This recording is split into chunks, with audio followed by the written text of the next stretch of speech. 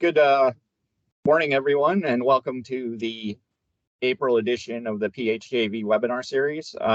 Prior to the start of today's webinar, I'd just like to go over a few items. First, I'd like to let everybody know the session's being recorded. Please be aware of that. Also, if you could hold your questions till the end of the webinar, I'd appreciate that.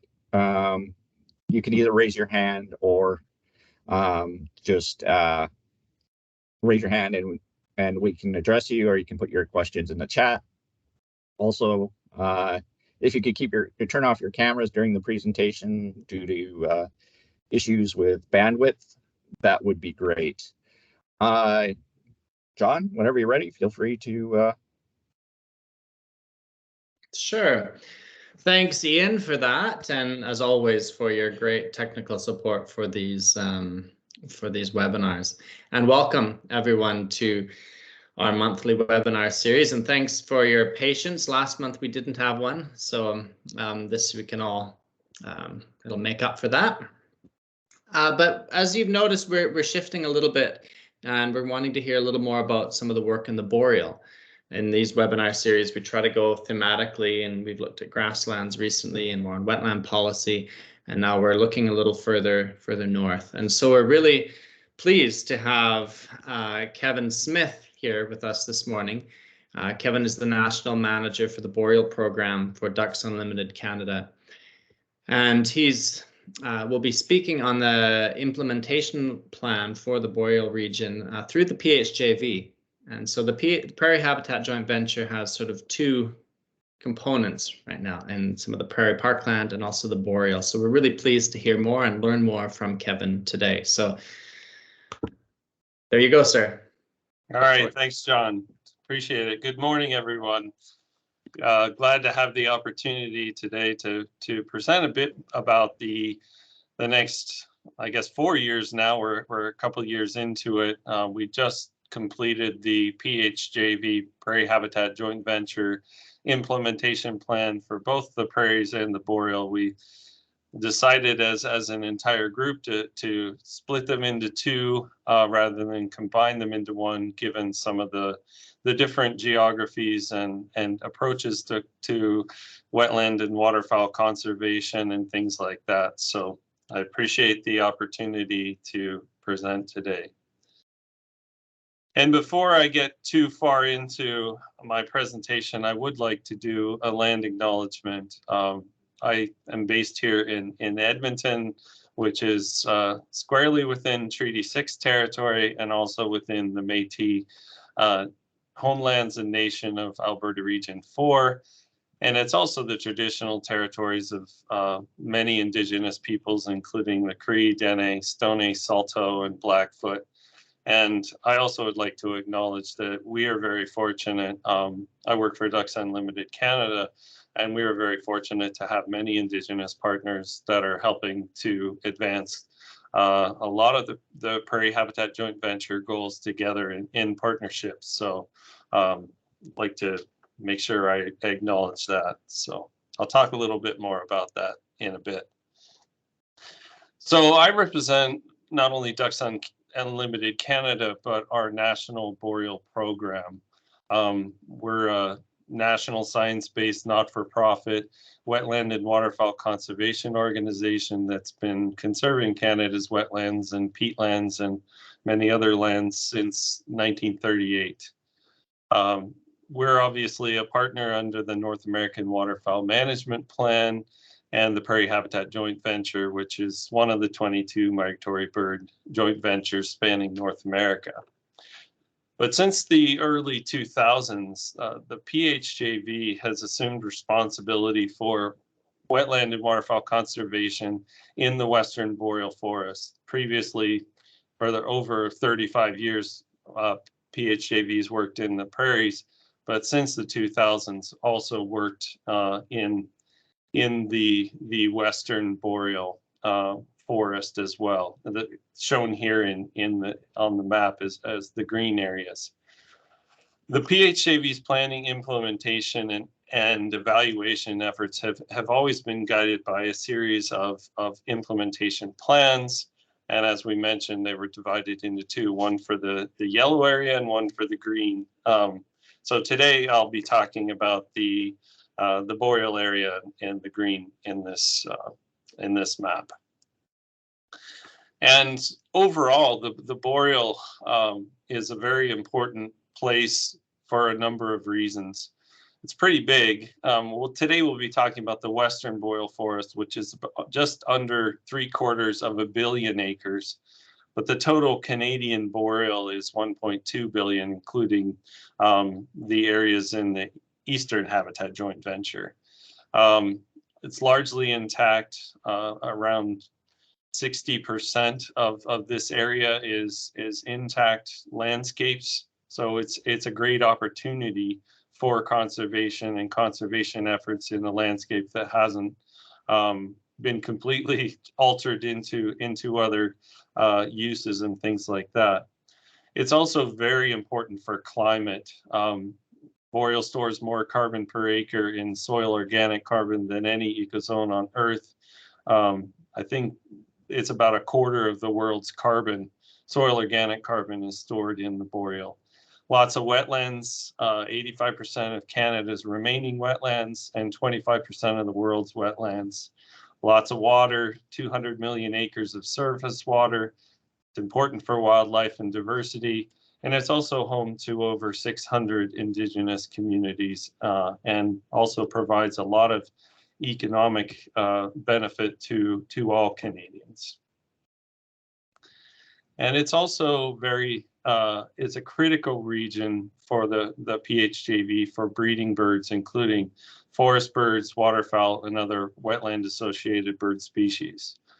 With typically more consistent water conditions than the prairies, it also serves as a bit of an oasis at times when there's droughts or other and waterfowl and other migratory birds use this area for many important life cycle events, and including for breeding. So within the PHJB, the boreal forest accounts for approximately 44% of the total North American breeding duck population based on the annual May breeding U.S. Fish and Wildlife Service waterfowl surveys. And during the tenure of the previous implementation plan from 2013 to 2020, there were 8 duck species with more than 25% of the populations in the Western Boreal Forest. And those populations have increased, as you can see in the graph in the left, the kind of very far right side from 2010 till now. Obviously, in the last couple of years, we weren't able, or the U.S. Fish and Wildlife Service wasn't able to survey, so we're going to have our first data gap in this long-term survey. But in general, over the last several years, the populations have increased in abundance by 14%, from just over 10 million to 11.5 million predicted breeding waterfowl in the Western Boreal. With the exception of scaup, lesser and greater, all species are at or above long-term averages, with many above the 80th percentile of the aspirational naval population objectives. So very good story for waterfowl in the boreal. However, meanwhile, the populations of many other avian guilds, including forest-associated and wetland-associated species, have experienced dramatic declines in abundance in the last several years in the boreal. And one of the key pieces of the PHJB, both PHJB implementation plans, is the commitment to all bird conservation, not only waterfowl, and demonstrating opportunities for co-benefits with our waterfowl-focused conservation programs that we've had to date. And this implementation plan, however, plans to broaden the PHJB partnerships to work more closely with many of the other bird conservation groups that are out there, and to work more expansively with many of you, including existing partners And this picture here is a map of the spatial modeling results prepared by the Canadian Wildlife Service, looking at both forest species, the top 20% kind of best landscape habitats in the boreal for forest species, but also wetland related non-waterfowl migratory bird species. And just looking at and considering as we look at, we've also done some spatial targeting work for waterfowl species. You know, when we're planning for where we want to prioritize conservation, you know, incorporating these types of information into that really helps to continue to advance successful conservation of all bird species. But it also highlights the opportunities that we have to broaden the partnerships and work together to ensure that multiple goals and co-benefits are achieved through the implementation plan. So the PHJB's general vision is healthy prairie, parkland, boreal landscapes that support sustainable bird populations and provide ecological and economic benefits to all of society. So with the more than 750 million acres in the Western Boreal Forest, the PHJB area boreal boundary, the PHJB has claimed an influence on a total of 108 million acres of protected lands and 12 million acres of sustainable land use areas from the time, around the time that we started as a part of the joint venture up until 2021, the beginning of this implementation plan. So the conservation activities during the previous implementation planning period resulted in 69 million acres. And the objectives of this planning period over the next 5 years will be to conserve or influence an additional 75 million acres, which will help secure the waterfowl population objectives for the Western Boreal Forest. So you can see in 1997, there were relatively few kind of protected areas on the landscape. There were no sustainable land use areas. And the map on the right, the stippled areas are the waterfowl target landscapes, just showing those in relation to the areas that have been those 120 million acres that have been added and claimed under North American Waterfowl Management Plan as acres of conservation. Those are all shown in that goal. So the anticipated budget in order to achieve that 75 million acres is during the current planning period will be similar to the one for the last 7 years, but will be spent largely over 5, is set at around $43 million to being contributed by multiple partnerships, including industry and others, and philanthropic and obviously North American Waterfowl Management Plan monies through the U.S. government. So joint venture implementation plans are generally modified on about a 5 or 7 year cycle, and they're modified to reflect current and anticipated landscape conditions, socioeconomic trends, and emerging priorities for waterfowl and other bird conservation, as well as new knowledge about bird populations and their habitat. In short, these plans have evolved to meet the challenges and the opportunities that face the waterfowl conservation community. This diagram is really to talk about some of the emerging themes that have come up within the last planning period that we've adapted into the plan to either capitalize or to address some of these emerging themes and opportunities, so that we can capitalize on conserving the most important waterfowl and other migratory habitat areas, bird habitat areas over the next 5 years. And these include things like indigenous-led conservation, the emergence of Indigenous protected and conserved areas, and some of the nature legacy programs that the government has had, leveraging some of those, braiding Indigenous knowledge systems with some of the other information that we bring together, addressing climate change, bringing some of the new technologies, and finding better ways of mobilizing, transferring, and sharing them. And also addressing with some of the impacts that things like COVID have had on being able to meet and things like that. So all of the PHJB conservation programs employ the strategic habitat conservation model, which is an adaptive science-based approach to conservation. Through this framework, which is listed here, research and evaluation programs are essential to inform both the biological planning, the conservation design, the conservation delivery, and the research and evaluation kind of aspects. And all of these pieces help us deliver the greatest return on investment throughout the entire PHJB region.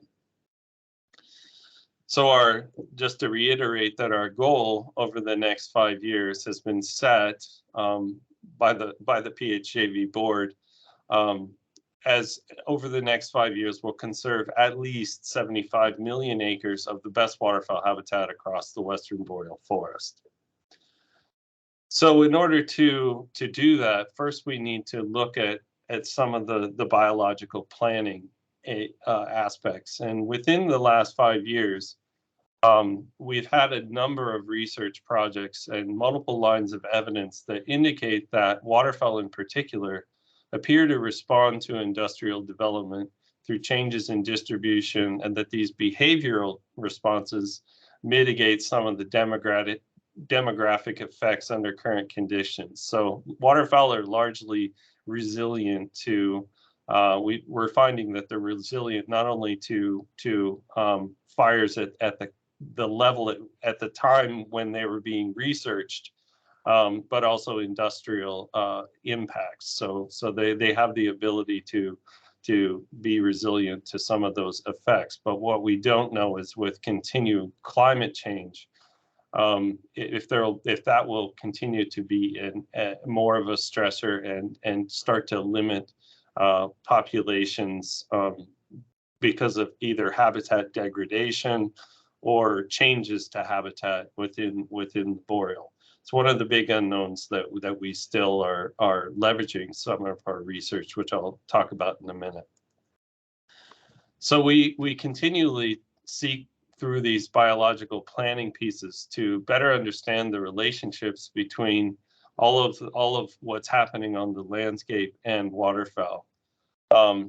And we focus our efforts, at least initially, on either that the wetlands themselves are being degraded, which reduces the ability of waterfowl to breed and utilize those landscapes, and also the degradation of uplands and the supporting habitats, and predator access and things like that. So given that they're resilient, conservation programs within the boreal are focused on either reducing or avoiding wetland loss, and we'll talk about some of the mechanisms in a minute, and less on mitigating perceived habitat degradation due to industrial activities.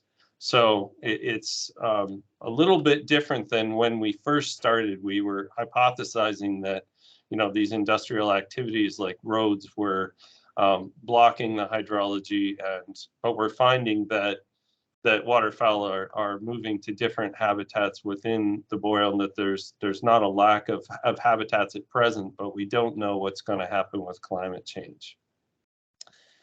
And the other piece that we have once we have the biological planning aspects together is conservation design. So how are we going to prioritize our where we want to focus our conservation delivery, and what mechanisms are we going to use to do that? And so one of the key pieces that we've added as a group, as partners to the implementation plan in the boreal, and in the prairies is spatial targeting. Based on the latest waterfowl models, we're using Nicole Barker's models for now, and a program called Zonation that takes a bunch of factors into play and basically spits out, here are the, based on waterfowl and some of those other factors, here are the best opportunities across the Western Boreal to focus activities to maximize the amount of water, impacts on maintaining populations. And so these areas are around 56, if we capture these habitats, it'll be about 56% of the waterfowl population on 37% of the landscape. And because 56 is not really the target, we're trying to shoot for 75. We will need to target areas outside of this, but whenever possible, we want to try to focus on these areas while also leveraging the non-waterfowl target areas as another decision in the prioritization of where we work. And this is just sorry, it's a little bit busy. This is protection and the projects that we have ongoing as PHJB partners relative to the important target areas, target landscapes within the PHJB Boreal. Those are in stipple, and in green are deep green are the ones that have already been protected. Light green are the ones where we have active programs looking at that will result in either in protected areas within those areas. We're working with partners to kind of focus those on the bird conservation areas. And then the one on the right is more around the sustainable land use activities that we're doing. And I'll talk about some of those in a minute. So we've also broken down the habitat objectives by jurisdiction. So these are in million or thousands of acres.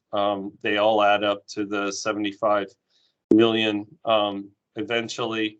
And just we have different programs in different jurisdictions spread across. The one area where we're lacking right now is Nunavut, but we have some feelers out working through the Nunavut land use plan to still potentially add acres so that we can be above our goals there, because we want to try to spread out the conservation as much as possible.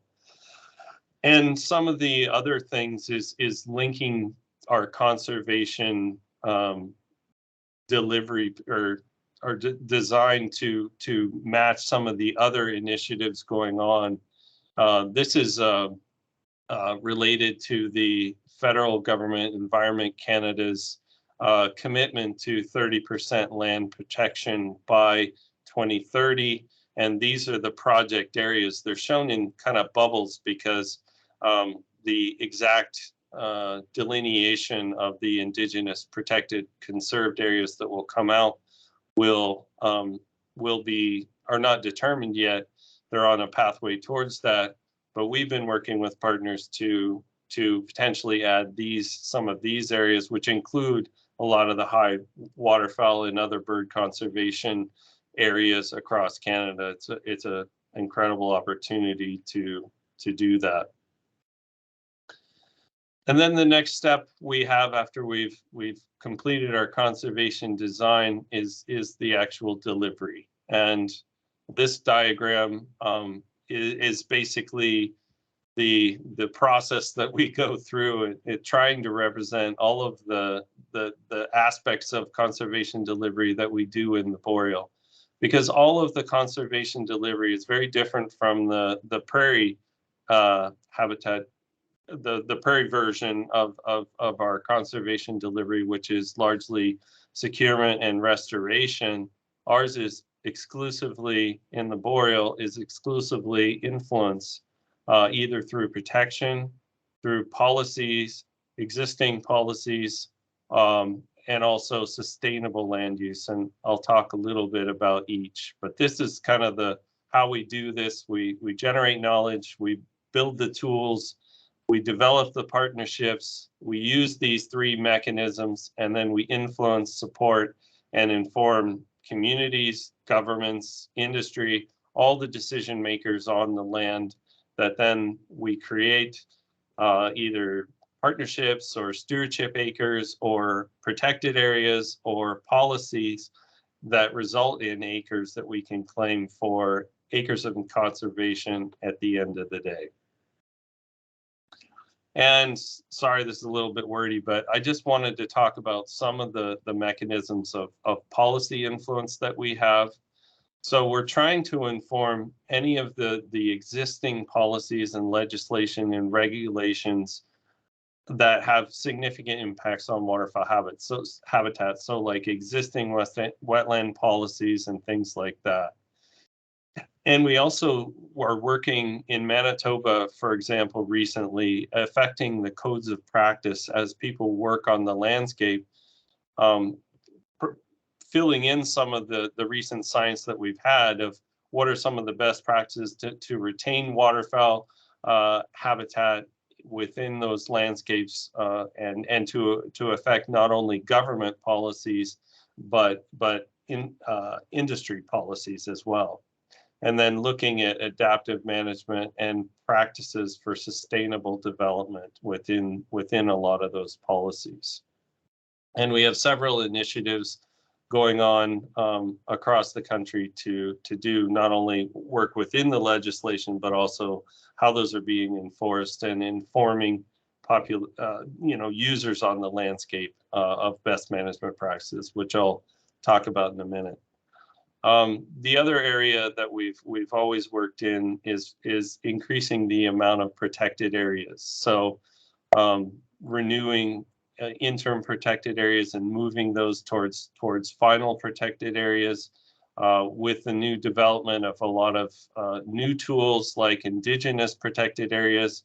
And we're increasingly looking at things like other effective area-based conservation measures that allow for kind of that conservation toolbox to be expanded so that there are more opportunities for protection of lands across Canada.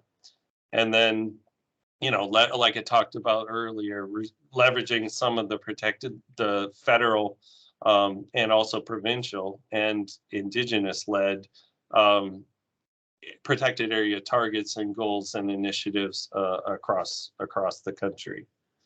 And then the other piece that we utilize quite often is what we call sustainable land use influence, which again looks at some of the codes of practice, but it's also figuring out all of based on the latest science, what are the best practices that sustain waterfowl and bird habitats. We also work with almost every certification association across Canada and globally, particularly within the forestry, but also some like Veriflora with the peat harvesting industry and things like that, just to make sure wetland conservation standards are continually being updated and improved.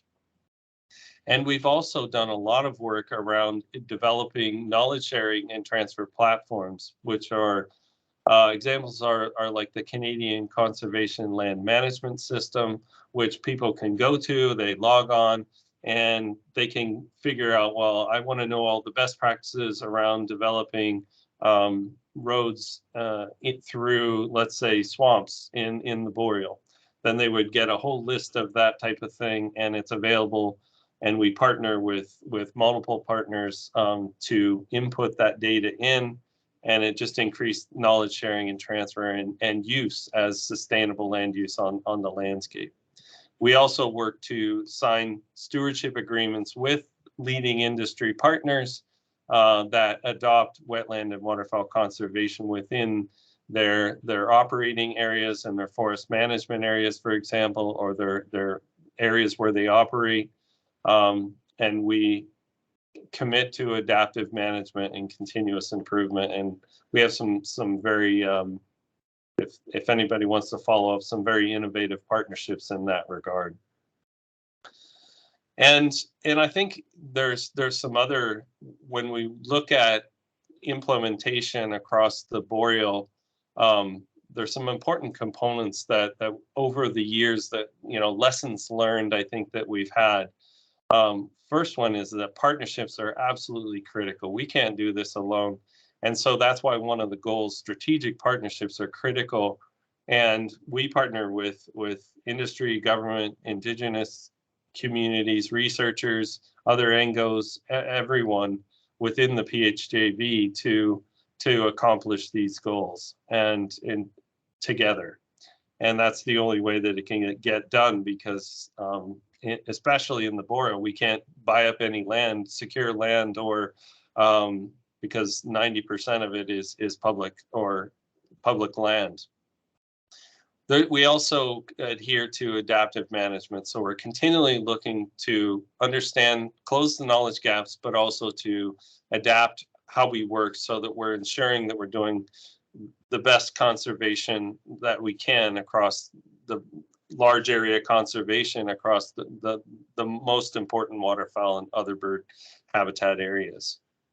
We also want to capitalize on any opportunities that are coming up, but we also recognize that we have to balance that with protecting what we've already committed to, particularly under the PHJB and under some of the other agreements that we have, but also be able to capitalize on some of the new and emerging things and finding innovative ways to do that. And it also takes a lot of patience and persistence. Some of these protected areas we started in 1997. We just signed them a couple of years ago, some of them. They take that long, while other ones come pretty quickly. We also need to prioritize, and we also need to understand that there are many ways of knowing around information. So we've increasingly worked with other partners, including Indigenous partners, to find new ways of incorporating the different ways of knowing into our entire strategic habitat conservation approach. And I think closing the knowledge gap through research and evaluation is a continually important piece. So continuing to look at the effects of on waterfowl from both industry and climate change.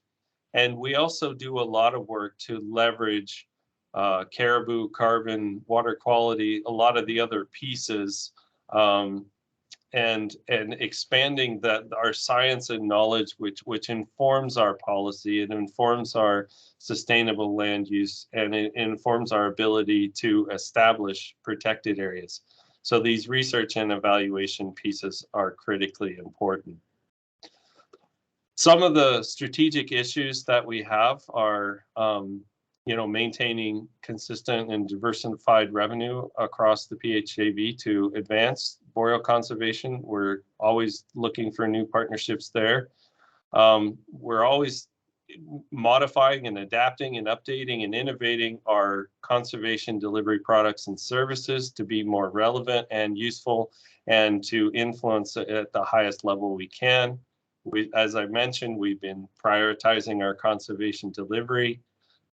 Continue strategic engagement with partners with an eye on incorporating new partners, particularly from the bird conservation groups. We're working increasingly with Indigenous peoples as Indigenous-led conservation is a huge aspect of the direction of conservation in the Boreal. We're continuing to raise awareness and learning and adapting and growing. And there's lots of opportunities out there. Like I talked about with Indigenous-led, with the Canada Nature Legacy programs. There's a lot of international funding opportunities that we've been looking at to address the climate and biodiversity crisis while also conserving bird habitat. And also, there's a lot of emerging efforts around nature-based climate solutions, and we're continually looking at partners. Our strategic priorities under the PHJB Boreal implementation plan are largely to increase acres in waterfowl conservation through protection, SLU, and policy, closing the knowledge gaps, always being solutions oriented and working collaboratively with partners, and to always have the knowledge mobilization, sharing, and transfer aspects to everything that we do. And we want to maintain the operational excellence and sustained high level of performance that we've had previously well into the future, so that we can continue to conserve waterfowl habitat, meet the population goals that we set, and also to be a partner of choice going forward with and expand our number of partners within the PHJB to maximize our conservation efforts. So that's primarily a whiz through update of the PHJB Boreal implementation plan. I'd love to speak more about that. I'm very passionate about the Boreal and very passionate about the PHJB programs that we have. So if you have any questions, this is how to contact me after, and ready to have any questions that you might have about what I've presented, or any other questions you might have. Thank you for your time today. Thank you, Kevin. That was very good and very informative. Really appreciate that. We could all give a virtual or a loud round of applause behind our screens for this talk, so thank you. We do have a few minutes, a good amount of time here. If people would like to ask some questions, you can either put it in the chat box, or if you'd like, you can turn on your video and your mic and ask the question.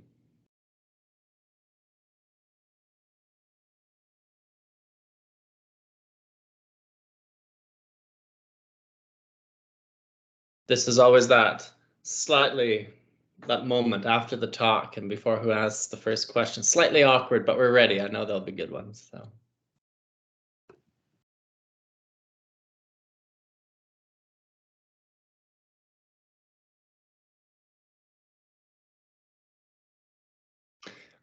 Maybe I'll start with a question, Kevin. I've been working a little bit with and teaching a class on protected areas and management at the University of Alberta, and we had a good presentation from Treaty 8 around Indigenous conservation areas. Wondering how you've found how that is sort of, you mentioned it slightly, but I wondered if you could elaborate a little on some of those partnerships and any sort of new initiatives that might be coming through on that front, because I know it's a relatively sort of new format. So any thoughts on that? Oh yeah, there are a lot of opportunities right now, and we have a number of the programs that we have been working on for a number of years, that are almost every staff member that we have is connected excuse me, somehow to an Indigenous protected conserved area. Some of the ones that Trent Reno is helping out in Manitoba with Seal River, and there's a fairly big one that just happens to coincide with some of the important non-waterfowl bird conservation areas. We have several in Casca and the Trondike-Wetchin in the Yukon. We also working on several in the Northwest Territories, including Northwest Territories with the Akecho, Dininikwe First Nation, and Fort Resolution Métis government to conserve the Slave Talston Delta and create an IPCA there, which is, but there are probably 40 to 50 Indigenous protected areas that are being evaluated and considered and on the process and negotiations for establishment. And that was kind of the just a smattering of the many that are going on, where our capacity to do all of them is limited. So we've been trying to leverage some of those knowledge mobilization pieces to support, to create what's being called a knowledge basket, where communities can go if they want information. Okay, how do I establish an IPCA? These are some of the ones that, case studies or examples, proposal forms, maps, information, data, ways that Indigenous knowledge have been braided with, like some of our waterfowl surveys and things like that. all of that is kind of going on in the background. So yeah, there's a lot of really good work being done in direct partnership with Indigenous peoples along the lines of reconciliation as well. Great, thank you. Love to hear more about that sometime. So, are there any other questions? Oh, I think there's some in the chat here. Are there? Yeah. Oh, there's one. Yeah. You want to go ahead and answer that, Ken? Yeah. So at this point, for wetland restoration is not currently a component of our conservation strategy, although we are evaluating it in different ways.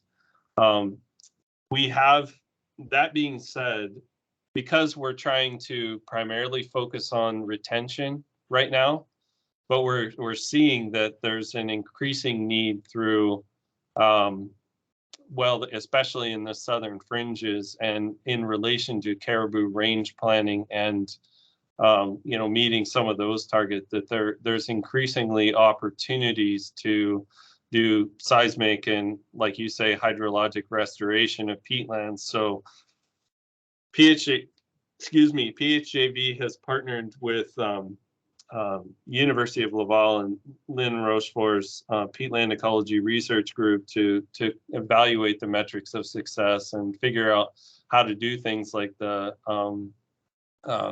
different techniques to restore hydrology, but also the vegetation within peatlands and eventually restore the function. So we've been kind of keeping our finger on the pulse on the research side, the knowledge side, because there's some gaps.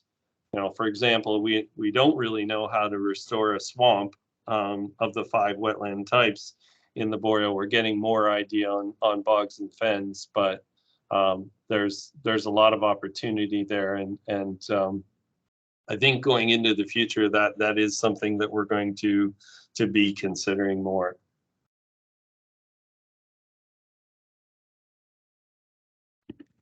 Okay, thanks for that question, Amy. Stephen Carlisle, I see you have your hand up. Yeah, hi, Kevin. Thanks a lot for the presentation. You mentioned a couple times about looking for additional partnerships and strategic partnerships. I was just wondering are there certain elements of partnerships you're looking for, or certain directions you're looking to go in, or yeah, I was wondering if you could elaborate a bit on that. Sure. Yeah. Well, like I said, partnerships are the strength of everything that we do in the joint ventures, and in the Boreal, we've typically had less partnerships in general through the PHJB than in the Boreal.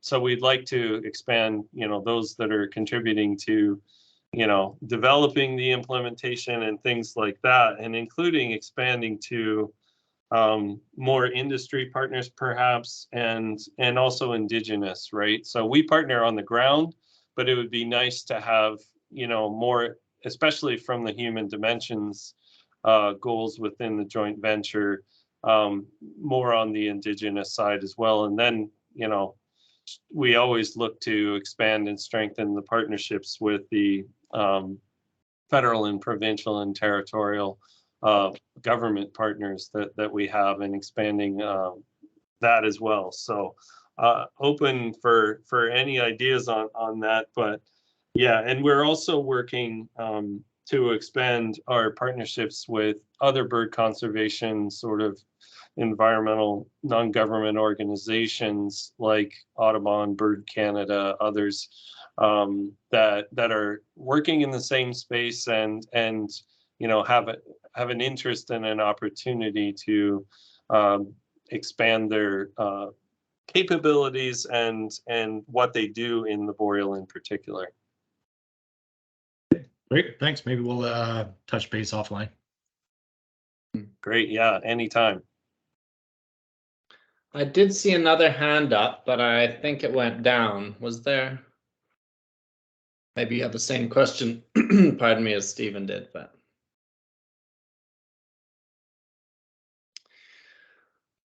Well, I know that it's a lot to process and a lot to learn about from a presentation like this, and sort of the vast scope, I guess, that the Boreal is, and also that an implementation plan is. There's a lot to grasp, and there's a lot of work went into that. So, you know, we acknowledge and thank you for that, Kevin. We have the contact information for Kevin that was at the start of this presentation, and this presentation will be posted on the PHJB YouTube channel. And I'll make sure that link is it's available on our website, but also make sure it's passed around the next time in our newsletter. But I think we can conclude here today, but we just want to say thank you, Kevin, and we appreciate this. And please do reach out, anyone, especially around new partnerships or any questions you may have. And yeah, thank you for your time today. Thanks, everyone. Thanks, Kevin. Have a good day, everyone.